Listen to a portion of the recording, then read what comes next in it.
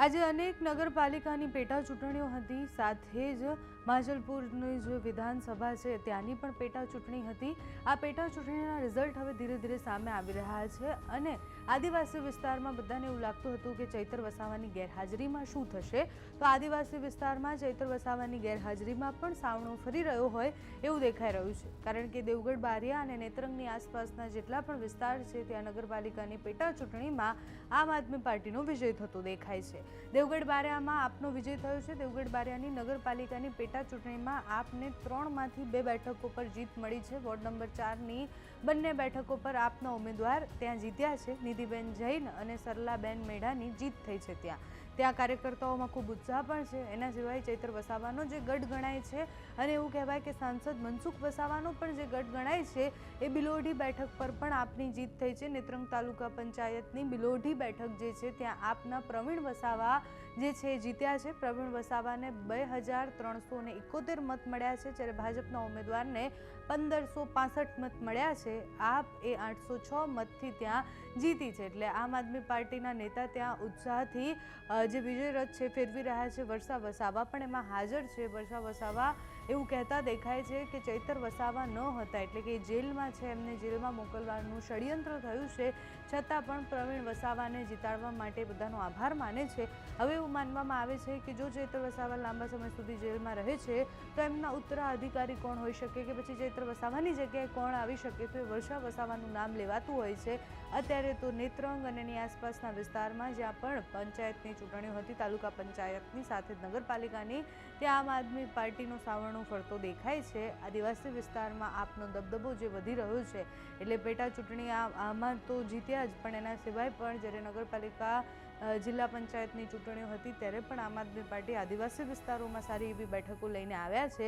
ચૈતર વસાવાનું જેલમાં જવું એ અત્યારે તો આમ આદમી પાર્ટીને અત્યારે ફળતું દેખાય છે કે એમની ગેરહાજરીમાં પણ આટલી બેઠકો આવી છે। મનસુખ વસાવાના ગઢમાં ગાબડું તો પડ્યું જ છે। પ્રવીણ વસાવા જીત્યા, એના સિવાય અલગ અલગ વિસ્તારમાંથી દેવગઢ બારિયાથી અને બધેથી જે વિજય જીત્યા પછીના જે દ્રશ્ય સામે આવ્યા છે એ જોઈએ। સાથે જ વર્ષા વસાવા, નિરંજન વસાવા, ત્યાં આદિવાસી આમ આદમી પાર્ટીના જે નેતાઓ છે એ શું કહી રહ્યા છે તે સાંભળીએ। આદિવાસી જય જોહાર। બિલોઢી તાલુકા પંચાયતમાં પેટા ચૂંટણી હતી। આપણા સ્વર્ગીય શ્રી ગુણવંતભાઈની જગ્યા પરથી પેટા ચૂંટણી યોજાઈ હતી, તેમાં આપણા પ્રવીણભાઈ ઉમેદવાર હતા અને આ જે રિઝલ્ટ હતું એમાં આપણને 806 મતથી આપણે વિજય થયા છીએ। એટલે તમામ બિલોઢી તાલુકા પંચાયતના તમામ લોકોનો અમે આભાર વ્યક્ત કરીએ છીએ। તમે ઘણો સાથ સહકાર આપ્યો અને આજે ધારાસભ્ય ચૈતરભાઈ જેલમાં છે એનો જવાબ જનતાએ આજે આપ્યો છે, એ આજે સાબિત થઈ ગયું છે, એટલે તમારો બધાનો અમે ખૂબ ખૂબ આભાર માનીએ છીએ। આવી જ રીતે આગળ પણ મહેનત કરતા રહો એવી આશા રાખીએ છીએ। ચૈતરભાઈ તું આગે बढ़ो, हम तुम्हारे साथ हैं। चैतरभाई तुम आगे बढ़ो, हम तुम्हारे साथ हैं। जेल के ताले टूटेंगे, चैतरभाई छूटेंगे। जेल के ताले टूटेंगे, चैतरभाई छूटेंगे। प्रवीणभाई तुम आगे बढ़ो, हम तुम्हारे साथ हैं। प्रवीणभाई तुम आगे बढ़ो, हम तुम्हारे साथ हैं।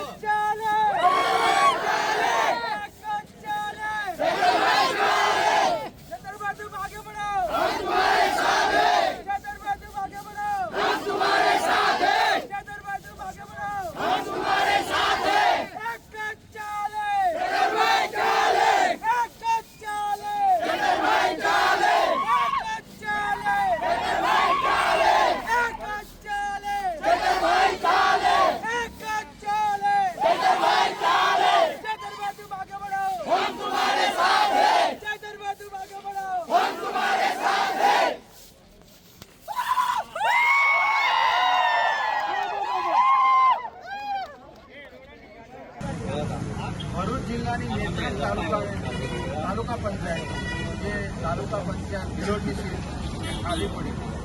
ભારતીય જનતા પાર્ટીએ ભરપૂર ઉપયોગ કર્યો. એ પૈસા હોય, દારૂ હોય, એમના ધારાસભ્યો, સાંસદ સભ્યોથી લઈને તમામ આગેવાનો જે આ 6 બૂથો હતા એ બૂથો પર એ લોકોએ પોલીસ પ્રશાસનનો પણ ઉપયોગ કર્યો. અમારા આગેવાનો કાર્યકર્તાઓને ડરાવવા ધમકાવવાનો પ્રયાસ કર્યો. એમને ખોટા કેસોમાં ફસાવાનું ષડયંત્ર કર્યું. પણ જ્યારે આ જનતા જે આ બિલોઠી તાલુકા પંચાયતની જે જનતાએ આમ આદમી પાર્ટી અને ચૈતરભાઈની વિચારધારા સાથે જોડાઈ અને આ લોકોને જે જાકારો આપ્યો છે અને અમારા પ્રવીણભાઈ જેઓને 806 મતોની લીડથી જંગી બહુમતીથી જીતાડ્યા છે, એ જ બતાવી રહ્યું છે કે આજે તમામ જનતા આજે જાગૃત થઈ છે. ભારતીય જનતા પાર્ટીથી એ લોકો કંટાળી ગયેલા છે. આ તો હજુ શરૂઆત છે. 2026માં જે આ તાલુકા પંચાયત અને આ જિલ્લા પંચાયતનું જે ઇલેક્શન હતું એ તો સેમીફાઇનલ છે. 2027માં આ ભારતીય જનતા પાર્ટીને ઉમરગામથી અંબાજી અને સાથે સાથે ગુજરાતમાંથી એમના સુપડા સાફ કરી નાખી છે. આ જનતાનો જે પ્રેમ અમને મળ્યો છે અને ચૈતરભાઈની ગેરહાજરીમાં પણ ખૂબ સારું અમારા તમામ આગેવાનોએ મહેનત કરી અને આ તાનાશાહી સરકારને આ જડબાતોડ જવાબ આપ્યો છે. એ જ બતાવી રહ્યું છે કે આવનારા દિવસોમાં પણ આ જ રીતે પરિવર્તન થવાનું છે અને પ્રજા પણ બદલાવ ઈચ્છી રહી છે.